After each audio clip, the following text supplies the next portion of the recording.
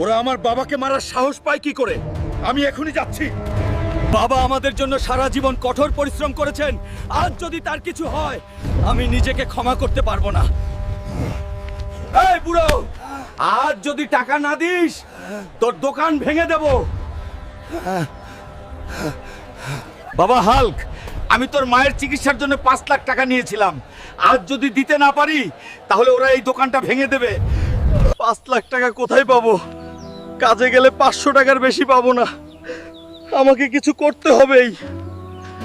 জঙ্গল থেকে আসা একটা কিংকং গ্রামের সব বাড়ি ভেঙে দিচ্ছে। যদি কেউ কিংকংকে ধরে ফেলতে পারে, তাহলে গ্রামের প্রধান 10 লাখ টাকা পুরস্কার দেবেন। আমি কিংকংকে ধরে ফেলবো এবং 10 লাখ টাকা পুরস্কার নেব। আমার সাথে যুদ্ধ কর। বন্ধুগণ, আজ আমি শুধু নিজের জন্য লড়ছি না,